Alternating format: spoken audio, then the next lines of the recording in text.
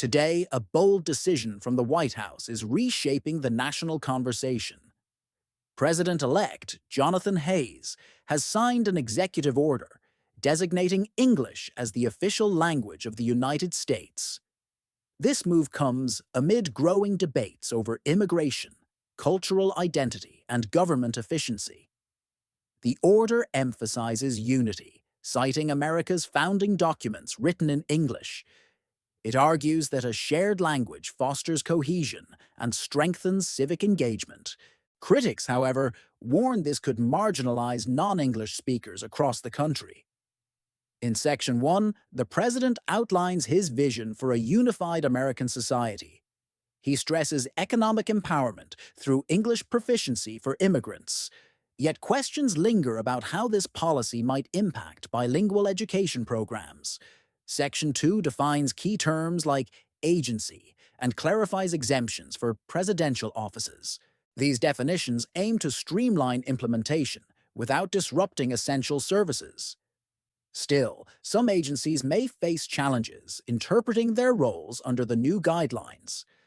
Section 3 takes direct action by revoking Executive Order 133166 from 2000. That earlier directive required federal agencies to assist those with limited English skills. While the new order doesn't mandate cuts to multilingual resources, it shifts priorities significantly. Agency heads now hold discretion over maintaining non-English materials. This flexibility raises concerns about inconsistent service delivery nationwide. Immigrant advocacy groups fear reduced access to critical healthcare and legal information. The Attorney General must rescind old policies tied to the revoked executive order. New guidance will align with current laws, but leaves room for interpretation. Legal experts anticipate potential lawsuits challenging the order's scope and intent. Proponents argue the policy promotes integration and preserves national heritage. They highlight stories of immigrants who credit English fluency with personal success. But opponents counter that language barriers often stem from systemic inequities. General provisions ensure no infringement on existing agency authorities. Budgetary constraints also play a role in shaping enforcement strategies. Without additional funding, some departments may struggle to adapt quickly. Congressional leaders are already weighing legislative responses to the order.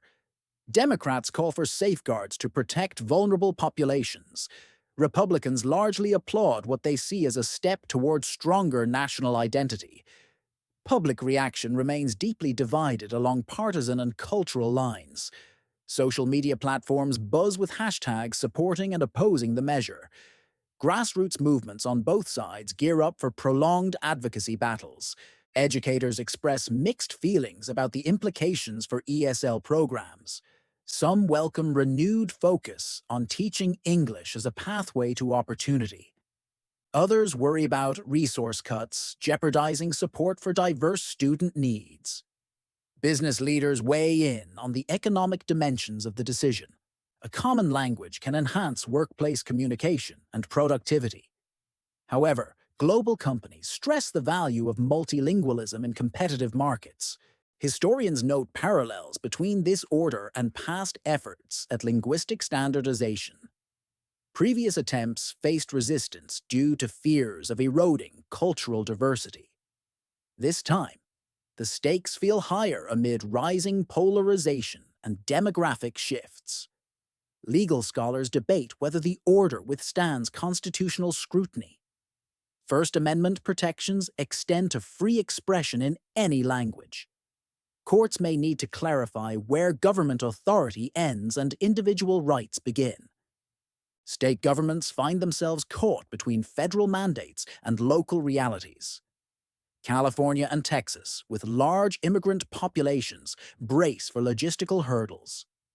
Smaller states grapple with balancing compliance costs against budget limitations. International observers view the move through a geopolitical lens. Some allies interpret it as a retreat from America's multicultural ideals. Others frame it as pragmatic governance, aimed at fostering internal stability. Polling data reveals nuanced public sentiment on the issue. A slim majority supports making English the official language, but significant minorities emphasize preserving access to multilingual services. Advocacy organizations mobilize to influence public opinion and policy outcomes. Groups like Unidos US and the ACLU prepare campaigns highlighting equity concerns. Conservative think tanks rally behind arguments for assimilation and efficiency. The tech sector considers how artificial intelligence could bridge language gaps. Translation tools offer partial solutions, but cannot replace human understanding. Ethical dilemmas arise around reliance on algorithms for sensitive communications. Local governments experiment with innovative approaches to meet community needs. Miami-Dade County expands digital outreach in multiple languages. Meanwhile, rural areas prioritize English training initiatives for newcomers. School districts revise curricula to align with shifting federal priorities. Bilingual teachers face uncertainty about job security and program funding. Parents demand clarity on how these changes affect their children's futures. Healthcare providers navigate uncharted territory in patient care protocols. Language barriers already contribute to disparities in treatment outcomes. Reduced access to interpreters could exacerbate existing inequalities. Law enforcement agencies assess operational adjustments under the new framework. Clear communication saves lives during emergencies and routine interactions. Yet mistrust among non-English speakers risks undermining public safety efforts. Military leaders reflect on the importance of shared language and unit cohesion. Recruits historically learn English upon entering service regardless of background. The order underscores long-standing traditions within defense institutions. Faith communities wrestle with balancing inclusivity and compliance demands. Congregations serving diverse populations seek creative ways to stay connected. Sermons and ceremonies adapt while striving to honor varied linguistic heritages. Media outlets analyze framing effects on coverage of the executive order. Framing it as inclusive versus divisive shapes audience perceptions profoundly. Journalistic integrity hinges on presenting balanced perspectives amidst heated rhetoric. Corporate America recalibrates marketing strategies targeting immigrant consumers. Brand loyalty depends on respecting cultural identities beyond language alone. Executives tread carefully to avoid alienating lucrative demographic segments. Environmental advocates link language access to climate justice imperatives. Marginalized groups disproportionately bear the brunt of ecological crises. Ensuring comprehension of emergency alerts becomes even more vital moving forward. Cultural institutions celebrate multilingualism as part of America's rich tapestry. Museums and libraries curate exhibits showcasing linguistic diversity's beauty.